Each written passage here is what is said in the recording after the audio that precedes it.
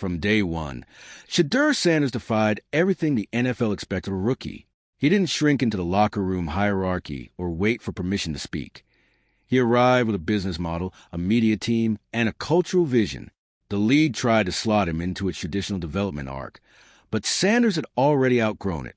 And in Jimmy Haslam, he found the one NFL owner willing to rip up the script entirely. Together, they didn't just challenge the status quo, they dismantled it. If you're into the real story and all the messy twists they don't show on highlight reels, go ahead and subscribe. And if you're sticking around to see how this Browns QB chaos plays out, you should definitely be subscribed. What emerged was a radically different franchise architecture, one where player agency isn't a branding tactic, but the foundation. Sanders isn't a mascot for Haslam's empire. He's a co-author of its future. Their partnership turned the Browns into a living case study in global relevance, authentic influence, and decentralized storytelling. The NFL isn't just witnessing a personnel shift. It's staring down an existential pivot. There's a reason NFL owners are holding closed-door meetings right now.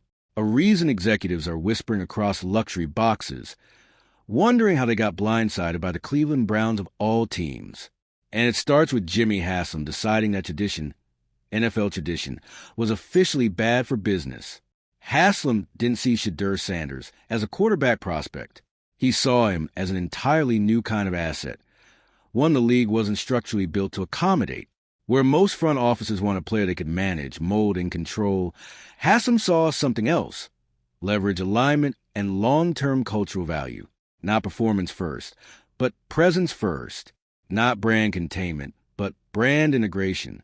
And from that decision, the Browns stopped being a football team in the traditional sense and started acting like a co-owned platform.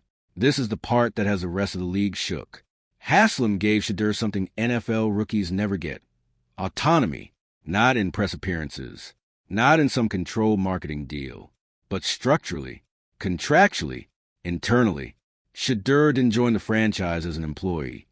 He entered as a collaborator. His brand strategists, licensing experts, digital rights advisors, they weren't accessories. They were built into Brown's operating structure. And when you give someone that kind of narrative control, when you stop trying to manage them and start amplifying them, you don't just get buzz, you get scale. Shedeur's jersey sales aren't topping charts because he's the best passer in the league. They're topping charts across 4 continents: Europe, Africa, Asia, and the Middle East, because his story translates. Because in global markets where the NFL has failed for years to gain a foothold, Shedeur isn't pushing the product of football. He's offering a symbol. He represents agency. He represents generational ambition. He speaks with clarity, intention, and purpose. Every press conference, every media appearance, every post feels calculated, but not fake. That's the difference. His discipline doesn't mask who he is. It reveals who he is, and it resonates because it's consistent and self-aware. And that consistency, that's what creates credibility. That's what drives reach. And once the feedback loop starts, credibility leading to reach, reach reinforcing credibility, you can't stop it. But here's where it becomes an existential problem for the NFL. The league wasn't built to accommodate players like this. Its entire model is predicated on hierarchy, control, and narrative discipline. Players are supposed to earn their voice. Branding is something to be done to them, not by them. Everything is centralized, sanitized, and approved. Shedeur breaks that system without even trying.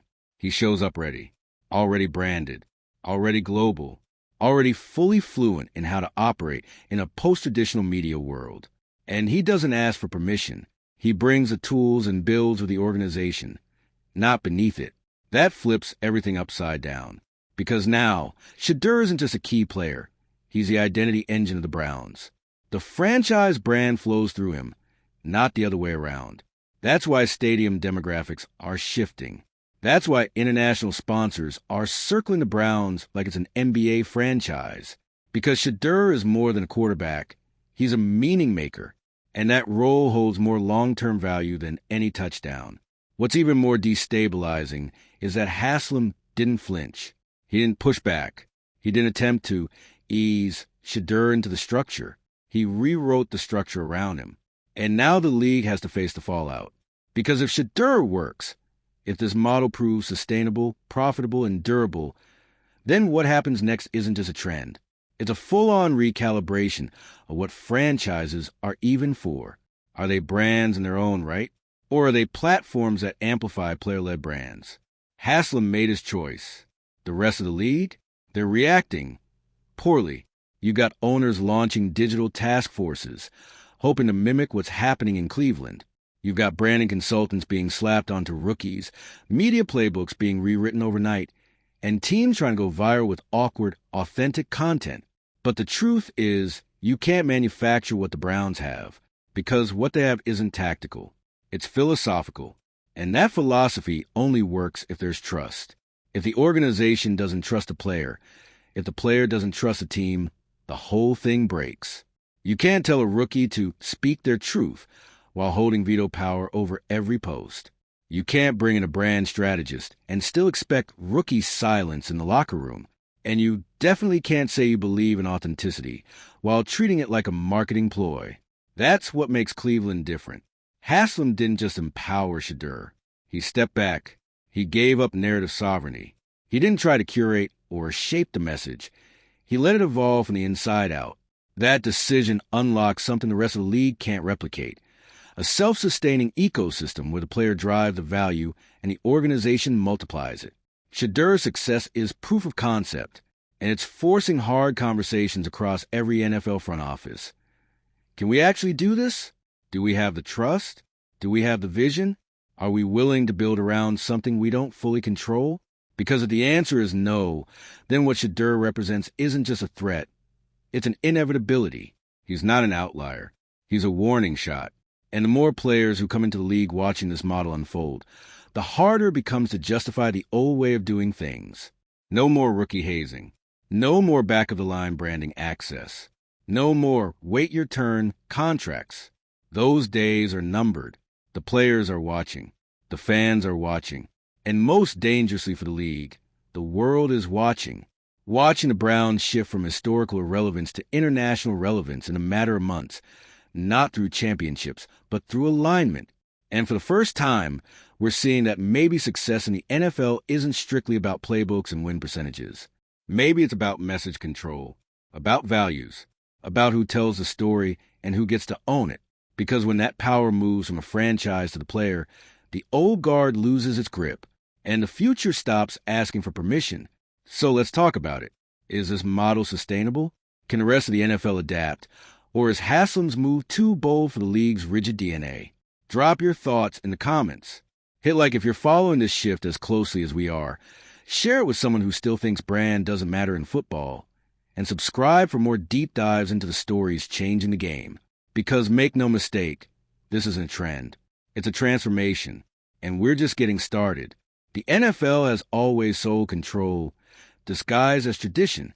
The way they handle rookies, brand visibility, even who gets to speak, and when.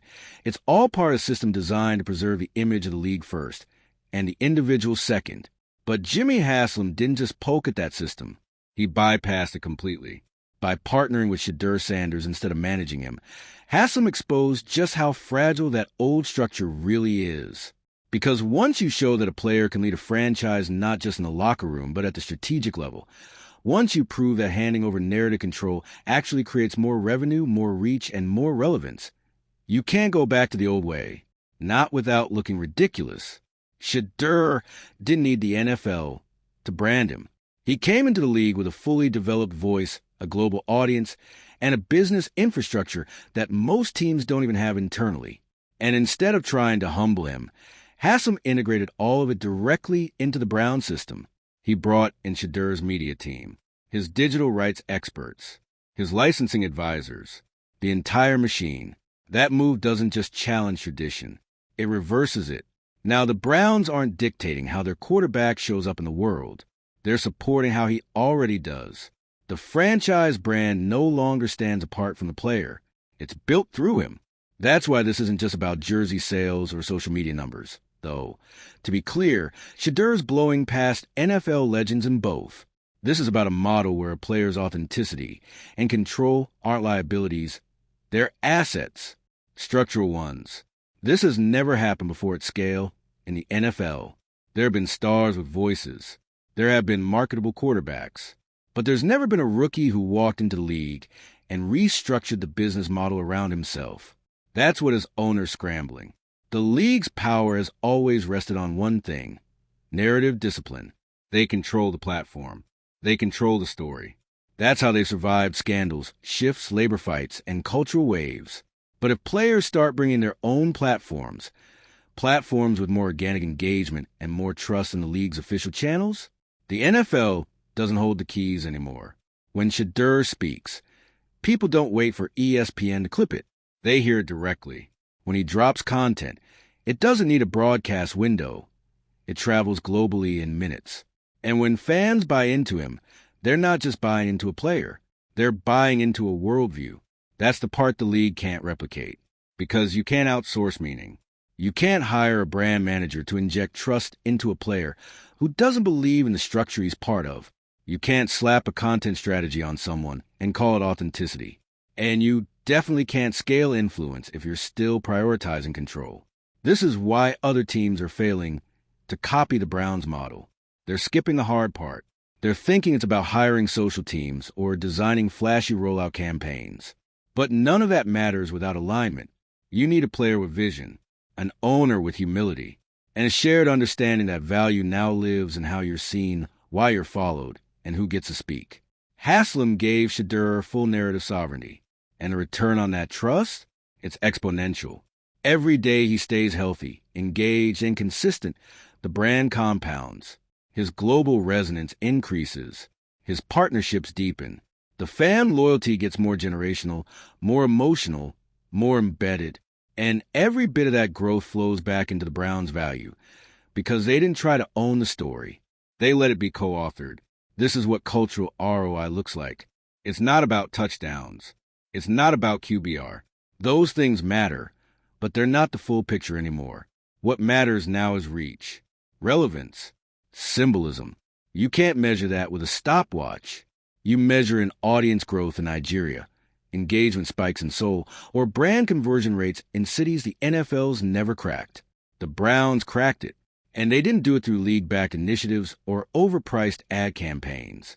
They did it by letting Shedeur be real, strategic, focused, and real. And here's what's most threatening to the old guard. He did it without scandal.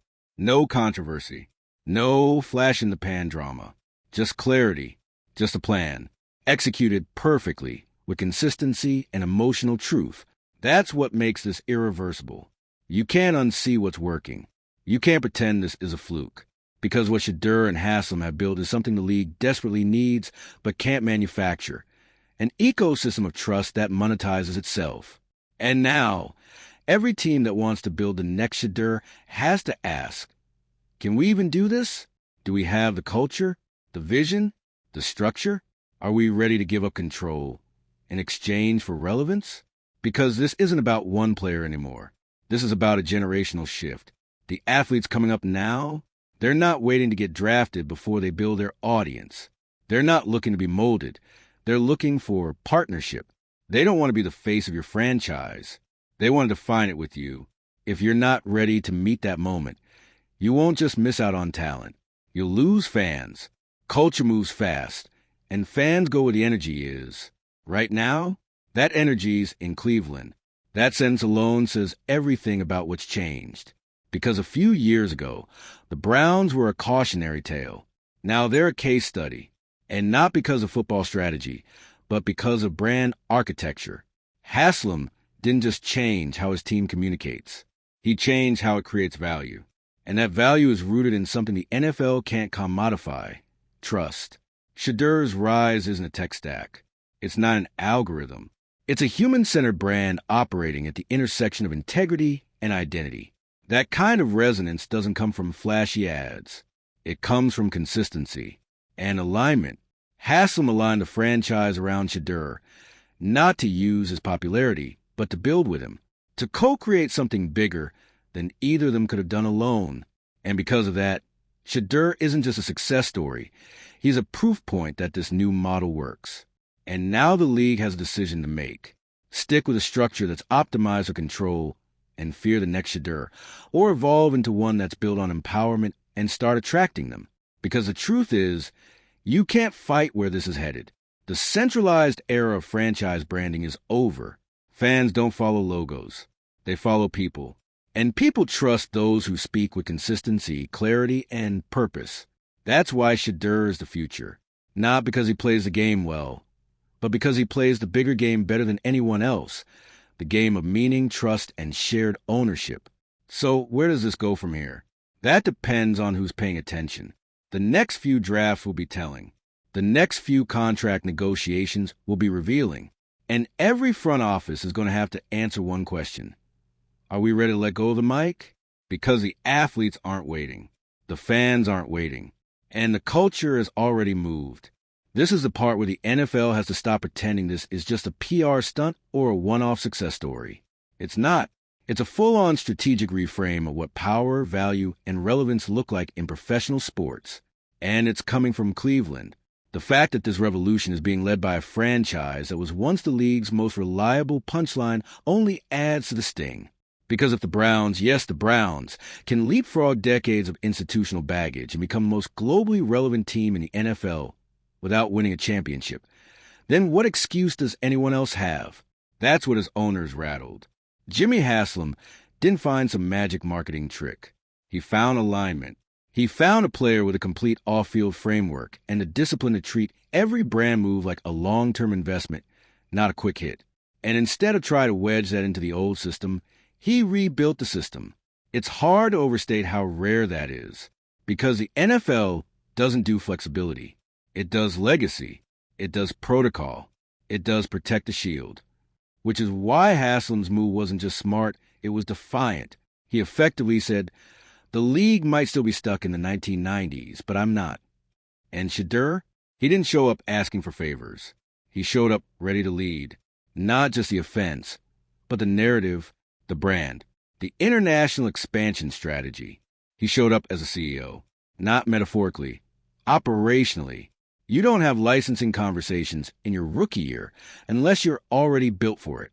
You don't lead messaging across 4 continents unless you have a vision that scales.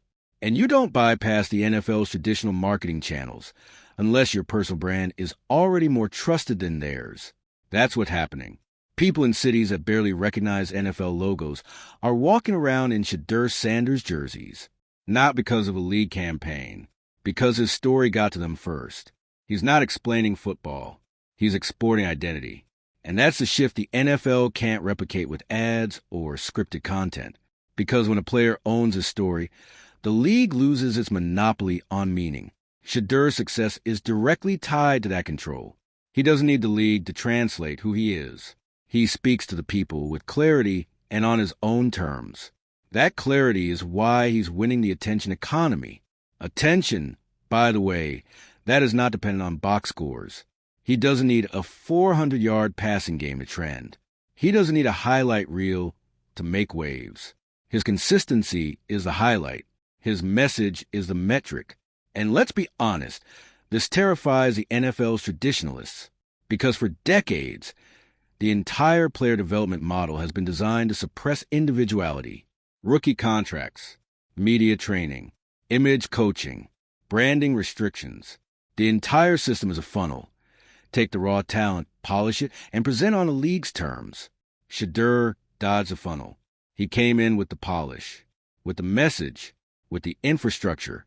He didn't need to be shaped. He needed to be supported. Haslam saw that, and instead of trying to manage the narrative, he handed it over. That move took guts, because you don't just risk headlines. You risk control. You risk the delicate egos that run front offices. You risk being seen as soft on hierarchy. But what Haslam gained was far more valuable. He gained relevance. The Browns have global relevance now, not because of wins, not because of legacy, but because they're aligned with an athlete who embodies what people want to see. Someone who's talented, intentional, and refuses to perform a script. That's what international markets are responding to. They're not buying into the NFL. They're buying into Shedeur. Because he doesn't talk like a product. He talks like a person. He represents resilience, ownership, family, future. That stuff doesn't need football context. It transcends sport. That's why it lands in places where football has no roots. And here's what the league still doesn't get. This cannot be reverse engineered.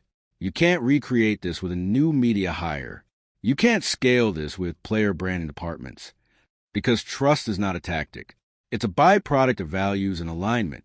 You either build your franchise around trust, or you fake it and hope no one notices. Right now, most teams are faking it. They see Shedeur's success, and they want the upside without the risk. But that's not how this works. You don't get the compound return of cultural capital if you're still clinging to centralized power. You don't get global growth if you're still acting like players are liabilities waiting to be contained. You get growth by seeding space. You get it by amplifying the voices that already know how to reach people, not by editing them down to something safe and palatable. Haslam didn't tame Shedeur's brand. He let it lead. That's why it's working. That's why jersey sales are outpacing MVPs. That's why attendance is up in markets the NFL could never touch. Because the Browns stopped acting like a gatekeeper and started acting like a platform. And that platform is not just for fans. It's for future players too. Rookies watching this unfold aren't dreaming about getting drafted into the old system. They're dreaming about getting the Shedeur treatment. They're preparing differently. They're building teams around themselves before they even go pro. And they're coming into the league expecting to partner, not perform. That's the real shift. Because once the labor force expects autonomy, you can't go back to the hierarchy.